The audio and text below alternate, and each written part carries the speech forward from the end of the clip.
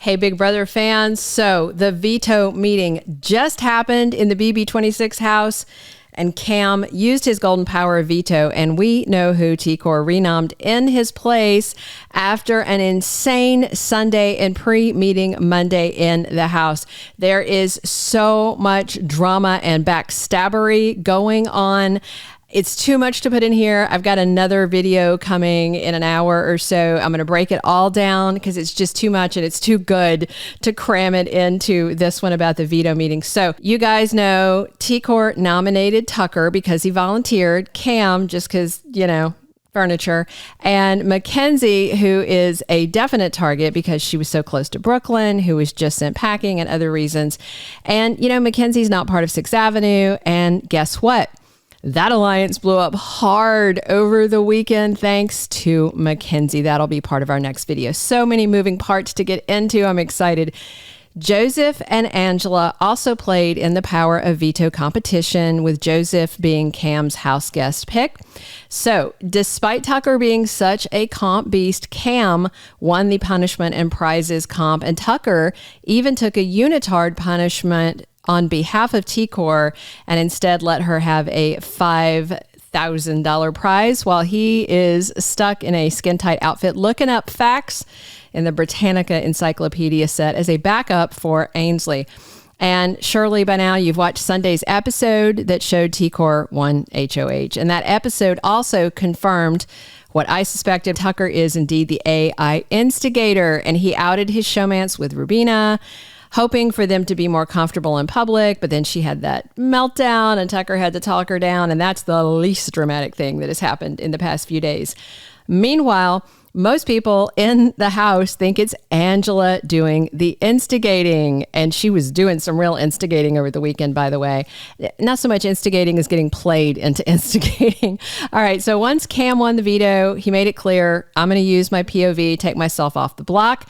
That happened on Saturday after the comp. He made it very clear. And then Angela was stuck with a 9-hour endurance punishment in the yard, which kept her out of game talk. It also gave Makensy the chance to get closer to her by being all supportive. And Angela has since vowed to protect Makensy and not vote to evict her if she doesn't win AI Arena. Of course, that's before everything flipped around. Quinn and Joseph were, of course, lobbying very hard to keep Leah from being the Renom, and Rubina even volunteered to be the Renom. And that is so dumb from a historical Big Brother perspective. If a showmance is on the block together, you definitely want to send one of them home and break up that power pair. Am I right? So the whole thing, it's like Rubina is just brand new. But essentially, the debate came down to Angela versus Leah as the Renom. And, meanwhile, Leah, who's got a gaggle of simps doing her bidding in the BB26 house, went upstairs and was telling T-Core to renom Quinn. Holy cow. So many people have told him Leah doesn't give two shakes about him, but Quinn just can't believe it. I so hope he watches this season with a box of Kleenex and a big glass of red wine, because he's going to be crushed. Meanwhile, Joseph's punishment sent him into lockdown for 24 hours, and he was set free right before the veto meeting.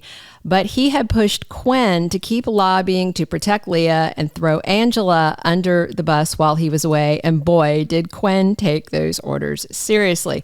So here's what's nuts. And again, topic of our next video is going to be Angela turning on Tucker, because she has, but she was set up, thoroughly gaslit. With that being said, Angela had no idea that the Renom names being debated were her versus Leah, because Angela went upstairs bawling to T-Core to ask her to please not Renom Leah. And that, of course, meant Angela was essentially lobbying for herself to go on the chopping block. She didn't know it. And T-Core also was not very happy to endure a tear-stained tirade from Angela about how she wanted to stay in the game. And by the way, Tucker found out Angela was gunning for him, but still wasn't ready to let go of his surrogate mom yet. He was also pushing T-Core to renom Leah instead of Angela, even knowing she was coming for him. And again, next video, because he thinks he can rein her back in, and maybe Tucker can. So side note, when Angela talked to T-Core about the Renom before the veto meeting, Angela did say she understands T-Core's head of household and says whatever she has to do, she gets it, even if it means, herself, Angela, going on the block after Cam uses his golden power of veto. So the live feeds went down today and they came up around 1 p.m. Big Brother time with the veto meeting results revealed and T-Core's Renom on the block. Cam, of course, played his POV, and then T-Core renominated, wait for it, Angela.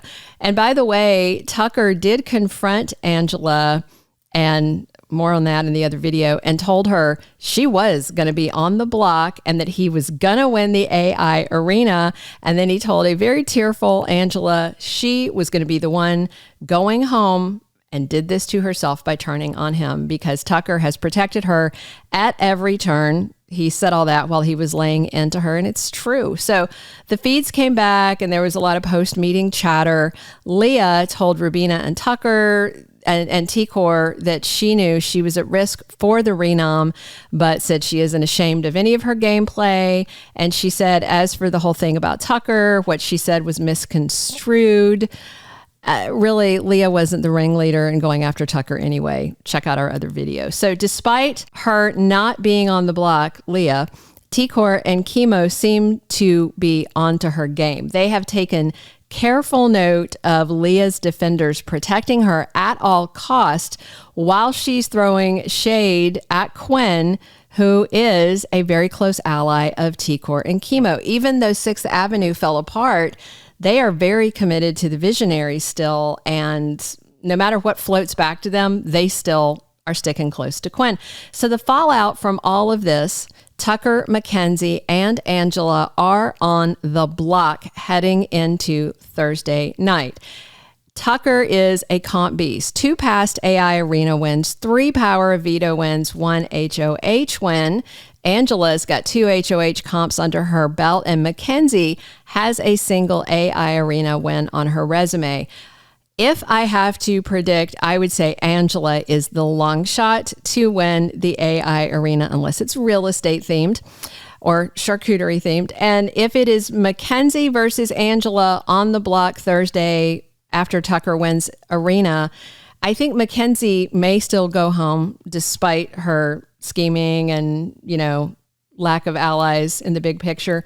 If it's Tucker versus Makensy, I don't think the house guests have the stones to evict him, if I'm being honest. I personally feel like Mackenzie's only path to avoid a face-to-face convo with Julie Chen Thursday is if she wins the arena. And if Makensy does win and it's Tucker versus Angela as the final 2 nominees, I think the house guests are going to grab that low-hanging fruit and gobble it up like it's manna from heaven and keep Tucker in the house, the biggest threat by a mile. And maybe Brooklyn was right about all of them, because T-Core literally said Monday she'd be okay with Tucker winning, and Chemo agreed. Are they legit playing for 2nd, 3rd, and 4th? I mean, holy crap balls, Batman. Why don't they all just self-evict at this point and just hand Tucker the $750K and probably another $50K for AFP and whatever they give him for this instigator stuff, which so far hasn't been that impressive. All right, that's it. Tucker, Angela, Makensy heading into the arena Thursday night. This is going to be a really messy week because there's hurt feelings, fallouts, and plots afoot. Check back for our other video in just a bit that's going to explain who pitted Angela and Tucker against each other and blew up the house, and how battle lines are being drawn in Big Brother right now. Come back soon for more news and live feed insights on BB26. Thank you for being a loyal listener. Follow us wherever you get your podcast, because you don't want to miss the next episode. Soap Dirt is on all the major podcast platforms, including Apple Podcast, Spotify, iHeartRadio, and more.